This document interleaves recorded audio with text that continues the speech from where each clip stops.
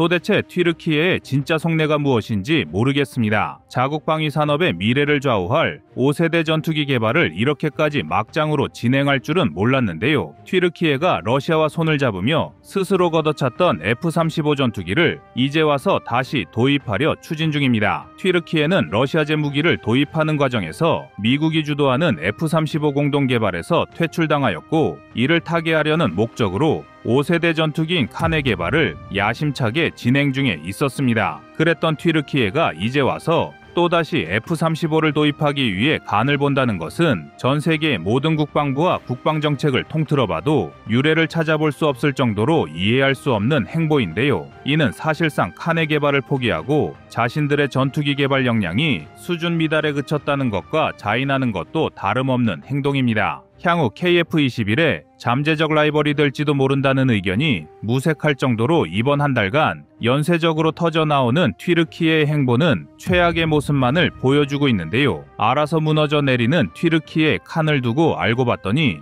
5세대는커녕 종이비행기나 다름없었다는 조롱까지 흘러나오고 있습니다. 그래서 준비했습니다. 오늘은 칸 전투기의 폭망을 확인 사살하는 튀르키예의 F-35 재도입 시도에 대한 소식을 자세히 알려드리겠습니다. 여러분의 구독과 좋아요가 꺼리튜브 운영에 많은 힘이 됩니다. 최근 튀르키예가 F-35 전투기 프로그램에 다시 참여하려는 시도가 포착되었습니다. 해외 군사 매체 글로벌 디펜스 뉴스의 보도에 따르면 튀르키예가 러시아의 S-400 중장거리용 방공 미사일을 처분하는 조건으로 미국의 F-35 전투기 도입을 다시 시도한다는 소식이 전해진 것입니다. 사실 튀르키예가 F-35 전투기를 도입할 수 있는 기회는 이미 수년 전부터 있었습니다. 튀르키예는 지금으로부터 10년 전인 2014년에 처음으로 F-35를 도입하겠다고 선언했으며 F-35의 초기 개발 단계에서 티어3 공동개발국으로 참여하면서 단순히 완성된 전투기를 구입하는 것을 넘어 다수의 부품 생산과 조립 분야에도 적극 참여했었습니다. 심지어 로키드 마틴과의 협력을 통해 F-35의 내부 무장창에 튀르키예 미사일과 폭탄이 인티그레이션될 예정이었기 때문에 당시의 계획대로만 진행되었다면 튀르키예는 무난하게 F-35를 도입하고 자국 미사일과 호환까지 완료할 수 있었습니다. 하지만 튀르키예는 잘 차려놓은 밥상을 스스로 뒤엎고 말았는데요. 튀르키예 내부에서 일어난 쿠데타 시도로 인해 F-35 도입을 주도하던 공군이 큰 타격을 입었고, 쿠데타 진압 과정에서 에르도안 정부와 서방의 관계가 틀어지면서 튀르키예의 F-35 도입에 경고등이 들어오기 시작했습니다. 여기에 더해 튀르키예가 러시아의 S-400 지대공 미사일을 도입하면서 돌아올 수 없는 강을 건너고 말았습니다. 튀르키예가 러시아제 미사일과 F-35를 같이 운용할 경우 훈련 과정 등에서 F-35의 주요 기술이 러시아로 넘어갈 수 있다는 우려를 느낀 미국이 튀르키예를 아예 F-35 도입국에서 퇴출해버린 것입니다. 그렇게 5세대 전투기를 보강할 수 있는 절호의 기회를 날려버린 튀르키예는 뒤늦게 자체적으로 칸을 개발하겠다고 선언했는데요. 원래 튀르키예가 개발하려던 전투기는 F-35를 보조할 수 있는 경량화된 스텔스기를 개발하는 것이었습니다. 하지만 튀르키예가 정치, 외교적으로 헛발질을 거듭하며 뒤늦게 F-35급의 전투기를 자체 개발하는 것으로 선회하면서 본인들의 역량에 맞지 않는 전투기를 무리하게 개발하게 되었고, 당연히 이렇게 무리한 무기 개발 계획이 성공적으로 진행될 수는 없었습니다. 더 충격적인 것은 자신들의 건국 100주년인 2023년에 초도 비행을 시키겠다는 억지스러운 계획까지 추가하면서 안 그래도 문제가 많았던 전투기 개발을 더욱 산으로 보내버리고 말았습니다. 2023년에 초도 비행을 진행하겠다는 무리한 계획은 결국 1년이나 늦어진 2024년이 되어서야 뒤늦게 초도 비행을 실시했으며, 이후에는 아예 후속 시제기 제작조차도 기약 없이 미뤄지는 어이없는 상황을 맞이했습니다. 또한 칸 개발 완료 시점까지 전력 공백을 막아줄 것으로 기대를 모은 유로파이터 타이푼 도입은 독일의 반대로 실패한 상황인데요. 독일의 반대로 유로파이터 도입에 실패한 지 채 한 달이 지나지 않은 시점에서 유로파이터의 컨소시엄 국가인 영국에게 다시 협상을 시도하며 독일을 설득해줄 것을 읍소하고 있습니다. 그야말로 총체적인 난국이라는 표현 이외에는 달리 적합한 표현을 찾기 어려울 정도로 튀르키예의 전투기 도입이 개판 5분 전인 모습인데요. 이러한 상황 속에서 다시 F-35를 도입하겠다며 뒤늦게 S-400 미사일을 처분하겠다는 것은 튀르키예 국민들의 세금을 길바닥에 버리는 것과 동시에 사실상 자신들이 진행했던 칸 개발의 실패를 스스로 인정한 것과 다름없습니다. 만약 자신들이 자랑하던 칸이 정상적인 개발 방향으로 진행되고 있었다면 이제 와서 10년 전에 실패했던 F-35 도입을 다시 시도할 이유가 전혀 없는데요. 돌고 돌아 F-35를 다시 도입하려는 튀르키예는 최소 수십조 원 이상의 예산을 낭비해야 합니다. 튀르키예가 S-400 미사일을 도입하는데 투자한 예산은 무려 3조 원이 넘습니다. 하지만 F-35를 도입하기 위해서는 3조 원을 투입한 미사일 체계를 버려야 하고 S-400의 공백을 지우기 위해 새로운 지대공 미사일을 도입하는 것까지 감안한다면 5, 6조 원 이상의 예산은 가뿐히 소모된다는 계산이 나옵니다. 여기에 칸 전투기 도입에 투입된 예산도 개발 실패와 함께 공중분해되어 버렸는데요. 칸을 개발하는데 투입된 구체적인 예산은 공개되지 않았지만 KF-21을 개발하는데 8조 원 이상의 천문학적인 예산이 투입되었다는 것을 감안할 때 튀르키예 역시 수조 원대의 예산을 칸에 쏟아부었을 것이 자명합니다. 결국 튀르키예는 10조 원을 가뿐히 넘기는 돈을 쓰고도 제대로 된 전투기 한 대를 손에 넣지 못한 결과를 받아들이게 되었으며 여기에 F-35를 도입하는데 필요한 예산을 추가로 집행해야 한다는 점까지 고려하면 튀르키예가 지출해야 할 예산은 3, 40조 원을 넘어갈 전망입니다. 참고로 튀르키예의 2024년 국방 예산은 약 55조 원이며 이것도 전년 대비 250%를 증액하여 달성한 수치입니다. 2023년에는 겨우 22조 원이 넘지 않는 수준의 국방 예산을 지출했던 튀르키예의 예산 규모를 감안하면 F-35를 버리고 러시아와 손을 잡았다가 1년치 예산을 훌쩍 넘기는 금액을 그대로 허공에 불태워버린 결과를 낙홈한 것입니다. 겨우 초도 비행만 들어간 칸을 두고 KF-21의 잠재적 라이벌을 꿈꾸던 튀르키예의 입장에서는 칸의 실패를 자인하는 것이 두고두고 가슴 아픈 기억으로만 남을 수밖에 없겠습니다. 하지만 튀르키예가 라이벌로 삼으려 했던 우리 대한민국은 전혀 다릅니다. 튀르키예가 정신을 못 차리고 F-35 도입과 칸 개발 사이에서 갈팡질팡하며 예산과 시간을 낭비하고 있을 때 우리 대한민국은 철저한 계획과 신중한 개발을 통해 KF-21의 개발은 물론이고 강력한 공군 전력을 구축하는 데 성공했습니다. 이미 에이사 레이더 국산화, 미티어 발사 성공, 고바등각 기동 및 마 1.8 돌파, 공중급유 성공 등 성능 검증이 끝난 KF-21을 겨우 단 한 대의 시제기와 초도 비행만 확인된 칸과 비교하는 것은 자랑스러운 우리 대한민국의 KF-21의 신뢰가 될 정도로 두 기체의 격차는 너무도 현격합니다. 하지만 한국이 튀르키예보다 더 대단한 것은 단순히 기체만의 성능 차이뿐만 아니라 전투기의 개발 과정조차도 튀르키예와는 비교가 불가능할 정도로 완벽했다는 것입니다. 과거 한국의 주력 전투기는 F-15K와 KF-16으로 구성되어 있었습니다. 그리고 F-4와 F-5 전투기는 과도한 노후화로 인해 퇴역을 준비하던 시기였는데요. 당시 군 당국과 개발 연구진은 퇴역하는 전투기들의 공백을 어떻게 메울 것인지 고심하고 있었습니다. 하지만 한국은 신형 전투기 도입과 자체 개발을 투트랙으로 진행하며 이러한 전력 공백을 최소화하는 데 성공했습니다. 당시 중국과 일본이 5세대 스텔스기 전력을 확보하고 있었기 때문에 한국도 동일한 전력을 구축할 필요가 있었는데 FX 3차 사업을 통해 다수의 F-35 전투기를 안정적으로 도입하면서 주변 국가의 제공권 경쟁에서 밀리지 않기 위한 전력 확보에 성공했습니다. 이와 동시에 KF-21은 F-16을 상회하는 4.5세대급 전투기로 개발하겠다는 계획을 구축했습니다. 다만 KF-X 사업이 처음 진행될 당시에도 중국은 자체 기술력으로 5세대 제니10을 개발하고 있는데 한국은 이제야 4.5세대를 개발하면 적성국보다 전투기 개발이 뒤처지는 게 아니냐는 지적도 있었는데요. 하지만 한국은 KF-21의 시작점은 4.5세대로 잡으면서 향후 해당 기체를 기반으로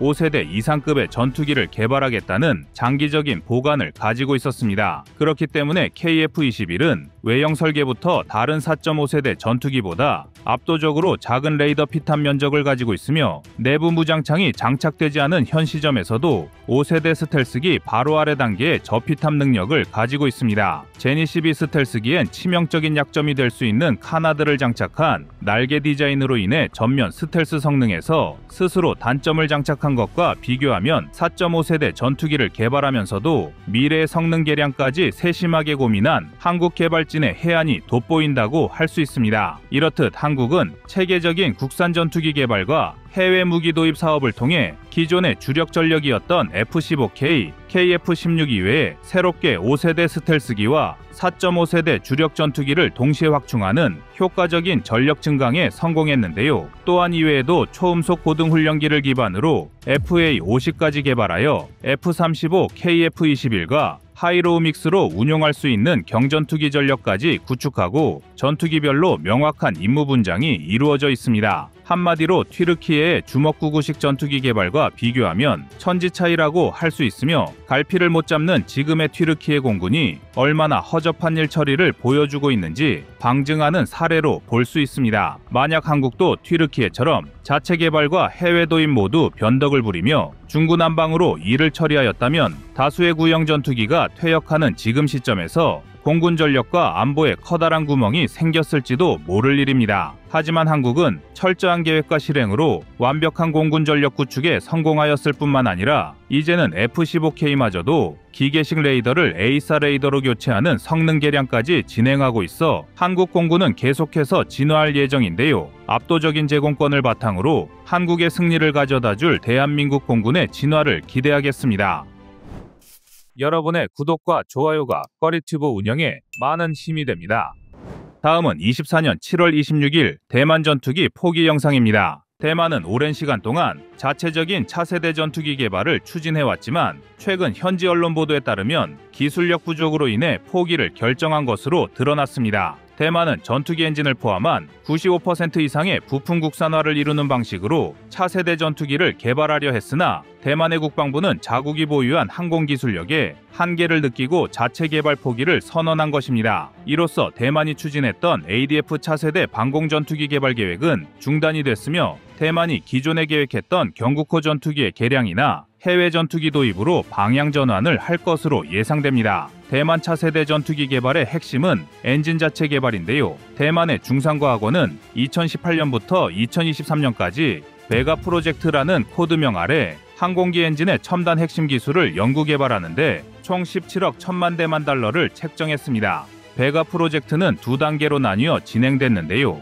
1단계는 5년 동안 진행됐고 2단계는 2029년까지 계획되었으나 여러 난관으로 인해 중단되고 말았습니다. 베가 프로젝트의 목표는 대만 항공기 엔진 기술을 향상시키고 차세대 전투기 엔진 추진 시스템을 개발하는 것이었습니다. 특히 F124 엔진을 기반으로 개량형 F124 엔진을 개발하기 위해 다양한 첨단 기술을 연구하는 등 엔진 기술 수준을 높이고자 노력을 기울였습니다. 베가 프로젝트 1단계에서 엔젤 프로젝트를 비롯한 기타 24개의 핵심 기술을 연구 개발했지만 기대했던 만큼의 획기적인 성과를 얻지 못하였고 2단계로 진입하기 위해 필요한 기술적 기반을 충분히 마련하지 못했습니다. 결국 제한된 국방 예산과 기술력 부족으로 인해 베가 프로젝트의 2단계는 중단되었습니다. 지금은 눈물 없이는 볼 수 없을 정도로 처참한 상황이지만 대만의 전투기 개발 기술이 한국보다 훨씬 앞서 있을 때도 있었습니다. 1980년대 초반에 대만은 자체적으로 전투기 경국호를 개발하기 위해 나섰고 미국 방산 기업의 지원을 받으며 엔진과 항전 장비를 확보해 경국호 개발 사업을 진행할 수 있었습니다. 대만은 추후에 다른 전투기를 개발할 때도 엔진 자체 개발이 핵심이라 판단하고 미국의 하니웰과 협력하여 F124 엔진을 개발했고 이는 어느 정도 성과를 나타냈습니다. 이후 대만은 더 높은 출력의 엔진을 개발하려고 했으나 막대한 예산과 기술의 벽에 막혀 실패하고 만 것입니다. 대만 입장에서 차세대 전투기 개발이 중단된 것은 뼈아픈 일이 될 수밖에 없는데요. 대만 공군의 주력 전투기는 로키드 마틴의 F-16과 프랑스의 미라주 2000 그리고 경국호인데요. 경국호는 1989년 첫 배치 이후 30년 이상 운용되며 개량해왔지만 기술적 개념이 현대 공중전에는 맞지 않아서 대체 기종이 필요했습니다. 그러던 와중에 2016년 차이잉원 전 대만 총통은 중국의 압박이 거세지자 국방력 강화를 위해 차세대 전투기 개발 사업을 추진하기로 결정했고 이듬해 대만 국방부는 차세대 전투기 연구 개발이 차이잉원 총통 취임 후 매우 중요한 정책으로 자리 잡았다고 발표했습니다. 하지만 역시나 개발 과정은 순조롭지 않았고 대만은 미국의 도움을 요청했습니다. 2023년 5월 타이베이에서 열린 대만과 미국의 방위산업 포럼에서 대만 국영 방산업체인 한샹항공의 후카이용 회장은 차세대 전투기 개발을 위해 미국이 엔진, 항전 장비, 제어 시스템 등의 기술을 지원해주기 바란다고 밝혔습니다. 하지만 미국 역시 중국과의 마찰을 원치는 않았기 때문에 이마저도 쉽지 않았습니다. 그런데 대만이 겁도 없이 차세대 전투기 개발에 뛰어들 수 있었던 것은 앞서 언급한 것처럼 대한민국의 KF-21의 자극을 받았기 때문입니다. 현대전에서는 첨단 무기 체계도 중요하지만 물량의 중요성도 결코 무시할 수 없습니다. 러시아 우크라이나 전쟁에서도 드러났듯이 무기의 물량은 아직도 중요한 요소인데요. 시대에 뒤처진 무기 체계라도 막대한 물량으로 밀어붙인다면 최신 무기 못지않은 위력을 발휘할 수 있습니다. 특히 대한민국의 잠재적 적국인 중국의 경우 인해 전술을 넘어 이제는 대량의 무기를 앞세우는 기해 전술까지 채택하고 있습니다. 제2차 세계대전에서 미국이 승리할 수 있었던 것은 무기의 성능 자체는 나치 독일이 뛰어났지만 미국의 엄청난 군수물자 생산력이 있었다는 분석도 있습니다. 여기에서 KF-21의 진가가 드러납니다. KF-21은 F-35 같은 5세대 스텔스기보다 성능은 부족할지 몰라도 긴 시간의 정비가 필요한 F-35와 달리 빠르게 정비가 가능하고 가동률을 90%대로 유지할 수 있어 전투 효율성이 훨씬 더 높아질 수 있습니다. 공군력으로는 감히 대항할 상대가 없는 미국마저도 신형 4.5세대 전투기 MRX를 개발하려는 것을 보면 5세대 스텔스기와 4.5세대 전투기를 조합하는 것이 더 높은 가성비와 전투 효율을 보여준다는 사실을 알 수 있을 것 같습니다. 대한민국의 KF-21은 이러한 측면에서 중국의 대규모 기해 전술에 대응할 수 있는 매우 중요한 전력이 될 수 있는데요. 첨단 기술을 탑재하면서도 높은 가동률을 유지할 수 있는 KF-21은 한국이 중국과의 군사적 대치 상황이 발생했을 때 매우 효과적인 전투기입니다. 대만 역시 KF-21의 이러한 효용성을 파악하고 대한민국도 4.5세대 전투기를 개발했으니까 자신들도 성공할 것이라는 착각을 한 것입니다. 하지만 놀랍게도 대만의 차세대 전투기 개발 계획이 나왔을 때부터 이미 성공하기 어려울 거라는 분석이 있었습니다. 바로 KF-21 개발에 참여했던 국내 주요 관계자가 이런 분석을 한 것인데요. 해당 전문가는 대만은 해외에서 고성능 전투기를 도입하기 어렵고 중국과 바다를 사이에 두고 대치하고 있어 차세대 전투기를 자체 개발하려는 계획은 충분히 이해할 만한 일이지만 실행에는 여러 난관이 존재한다고 내다봤습니다. 대만은 이미 과거에 경국호를 개발하는 과정에서 많은 문제를 겪었는데 상당한 시간이 흘렀음에도 전투기 개발 기술이 발전하지 못한 것을 보면 차세대 전투기 개발에서도 똑같은 문제를 겪을 수 있다는 예견을 한 것입니다. 무엇보다 가장 큰 문제로 지적했던 것은 예산 책정입니다. 대한민국은 KF-21 개발에 8조 원의 예산을 들였는데요. 이마저도 다른 나라에서는 너무 적은 예산이라고 했을 정도입니다. 그런데 대만이 불과 1조 원의 예산으로 KF-21과 비슷한 성능의 전투기를 개발하려 하는 것은 무리라는 분석을 내놓은 것입니다. 그렇다면 차세대 전투기 개발을 포기한 대만의 다음 스텝은 어떻게 될까요? 현재 대만은 영국, 이탈리아, 일본이 공동 개발하고 있는 GCAP 사업에 참여하는 것을 적극적으로 검토하고 있는 것으로 알려져 있습니다. GCAP 사업은 2020년대 후반에 시제기 양산 단계로 접어들 예정인데요. 이 시점에서 일본이 완성한 전투기를 대만이 공동으로 개발해 도입하는 가능성이 높게 점쳐지고 있습니다. 일본은 대규모 연구 비용 부담을 줄이기 위해 대만의 참여를 긍정적으로 보고 있으며 반도체 산업과 연계해 대만의 참여를 설득할 수 있는 여지가 충분하다는 분석입니다. 또한 일본은 현재 대만 TSMC와 협력하여 반도체 공장을 건설하고 대규모 국가 예산을 지원하고 있어 이러한 협력을 통해 대만의 전투기 사업 참여가 더욱 현실화될 수 있습니다. 그런데 정말 우스운 것은 대만이 이제 와서 KF-21의 개발 방식이 비효율적이라고 비난을 하고 있다는 겁니다. 마치 포도를 따먹는 데 실패한 여우가 저 포도는 분명히 신포도라 맛이 없을 거야 라고 했다는 우화를 생각나게 하는데요. 대만은 한국이 KF-21을 독자적으로 개발하고 있는 방식을 비효율적이라고 평가하며 자신들이 일본을 활용해 6세대 전투기를 확보하는 것이 중국의 위협에 빠르게 대응할 수 있는 현실적인 대안이라고 스스로를 위안하고 있습니다.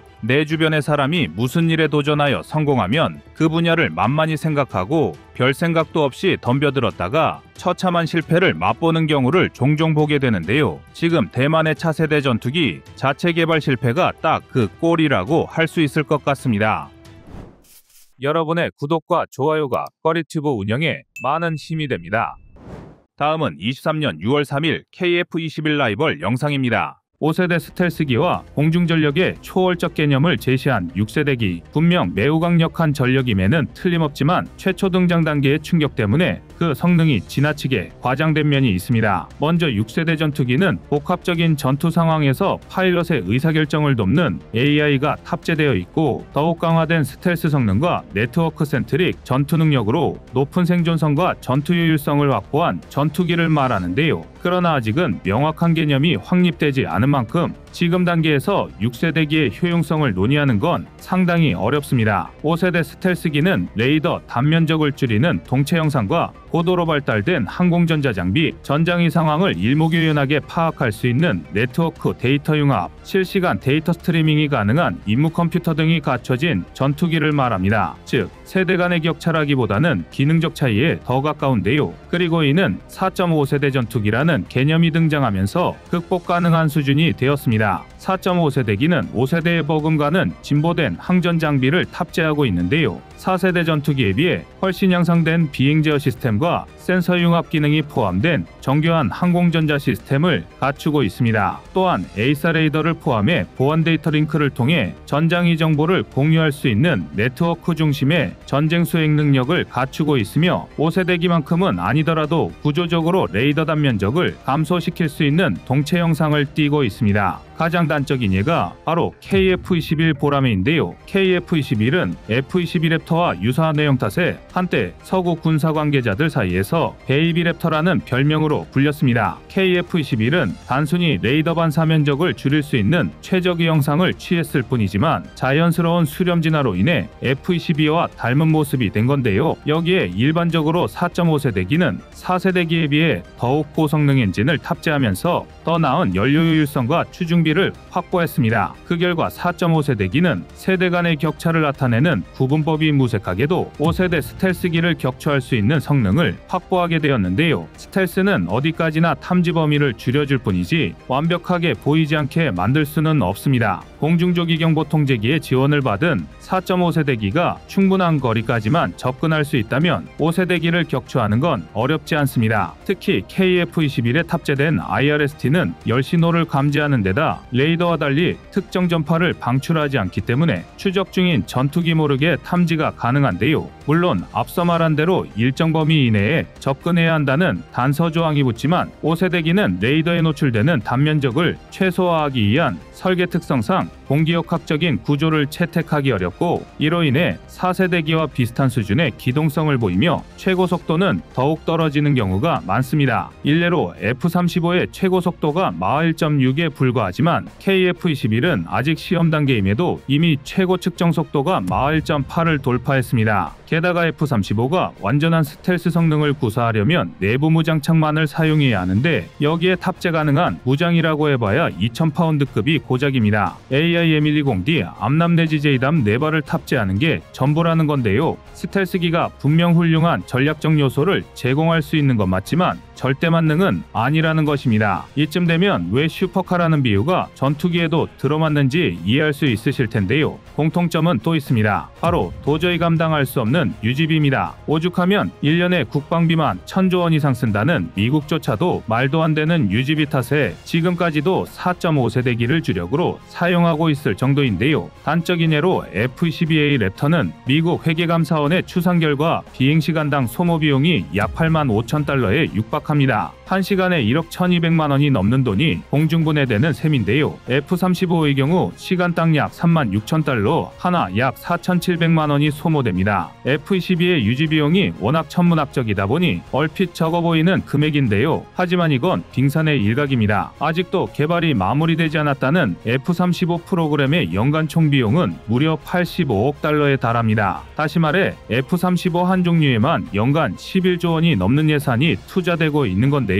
이를 바탕으로 추산한 결과 F-35를 수명주기인 60년 동안 운용한다고 가정할 시 자그마치 1조 달러가 넘는 유지 비용이 필요합니다. F-22, F-35는 5세대기라는 특수성 때문에 생산량이 낮을 수밖에 없고 이는 필연적으로 부품 비용 증가를 야기하는데요. 게다가 스텔스 도료 코팅, 특수 유지 보수 절차, 고유항공 전자 시스템 사용 등이 유지 비용을 천정부지로 치솟게 하는 원인입니다. 미국조차 이를 감당할 수 없다 보니 F-22 퇴역 절차에 돌입한 건데요. 한편 여전히 미국을 포함한 많은 나라에서 주력으로 사용되고 있는 F-16의 비행시간당 소모 비용은 약 2,900만원, F-A-18 슈퍼호넷은 약 2,400만원에 불과합니다. 이와 같은 범용적인 성능, 합리적인 유지비 덕에 4.5세대기는 여전히 거의 모든 나라의 주력 전투기이자 전세계 방산시장의 주력 상품으로 자리매김하고 있는데요. 이 중에서도 F-16V, F-15EX와 4.5세대기의 중요성이 부각되면서 최근 연달아 수출에 성공 중인 프랑스의 라팔, 끝으로 대한민국이 개발 중인 KF-21 보라매가 가장 주목받고 있습니다. 그러나 성능과 다른 여러 가지 사항을 고려한다면 결론은 KF-21로 모일 수밖에 없는데요. 이를 보여주는 가장 표면적인 지표가 바로 추중비입니다. 엔진의 파워 대비 기체 중량을 나타내는 추중비는 항공기의 기동성을 결정하는 가장 결정적인 역할을 합니다. 물론 추중비가 높은 게 만능은 아니지만 4.5세대기의 장점이 빠른 기동성과 이를 바탕으로 한 폭넓은 전투 영역임을 고려한다면 이를 결코 무시할 수 없는 것도 사실입니다. 일례로 F-16V는 프렛 앤 위트니 F-100PW229 또는 제너럴 일렉트릭 F-110 G129 엔진을 사용하는데요. 엔진에 따른 추력 차이는 있지만 평균 29,000파운드의 추력을 갖고 평균 전투 중량을 고려했을 때 추중비는 1.2입니다. 흔히들 추중비가 1을 초과하면 엔진의 추력만으로 전투기를 수직 상승시키는 게 가능하다고 비유하는데요. 50%의 연료를 탑재한 F-35A의 추중비가 1.07로 간신히 2를 초과한다는 걸 생각하면 F-16V의 기동성은 놀라운 수준입니다. 반면 F-15EX는 최대 추력 29,500파운드의 GF-110-129 F터버너 터보팬을 탑재했고 추중비는 0.93 남짓입니다. 초기형 F-15는 공중호 세기로 설계되었지만 후기형으로 갈수록 공격기와 전투기의 역할을 모두 수행할 수 있는 방향으로 개량 초점이 맞춰졌고 이에 따라 필연적으로 폭장량이 늘어나는 대신 추중비는 낮아졌습니다. 실제로 우리 공군도 F-15K를 전폭기로 운용하고 있는데요. KF-21의 최대 라이벌로 평가받는 라팔의 경우 스네크마 M8082 엔진을 탑재했고 최대 추력은 17,000파운드로 동급 기종 대비 다소 낮은 편인데요. 추중비도 가장 보편적인 라팔 비형 기준으로 0.98에 불과합니다. 왜 지금까지 라팔이 방산시장에서 외면받아왔는지 알 수 있는 대목인데요. 이와 반대로 KF-21은 같은 F414G400 엔진을 사용하는 FA-18EF보다 작고 가벼우며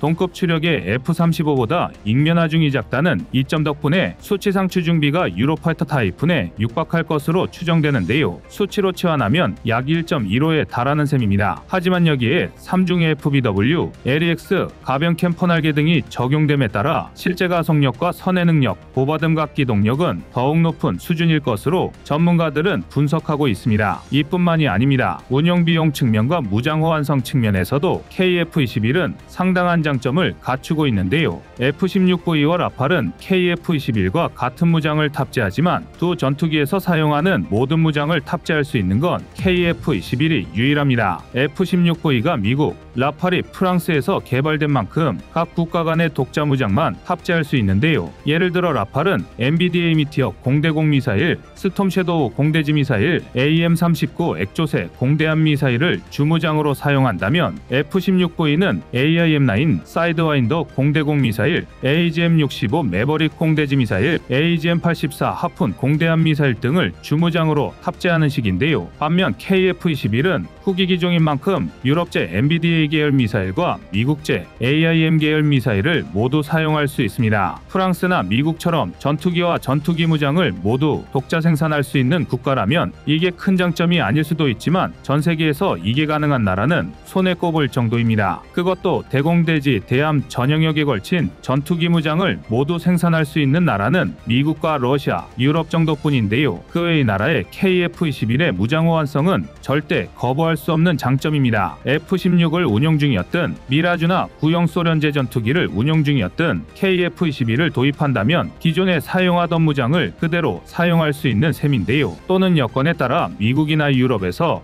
폭넓게 무장 수입처를 선택할 수 있습니다. 혹은 장기적으로 KF-21과 함께 대한민국산 전투기 무장을 채택할 수도 있을 텐데요. 이런 이점이 가장 큰 효과를 발휘할 수 있는 곳은 다름 아닌 나토입니다. 다국정연합인 나토의 특성을 고려했을 때 호환성은 가장 중요한 고려 요소인데요. 나토에 소속된 많은 국가가 자국 방위 산업의 맥락에서 방위 산업 구매를 고려하고 있으므로 KF-21의 구매 조건에 기술 이전이나 현지 생산을 포함할 수 있다면 더 매력적일 수 있을 것입니다. 여러분의 생각은 어떠신가요? 이상 꺼리튜브였습니다.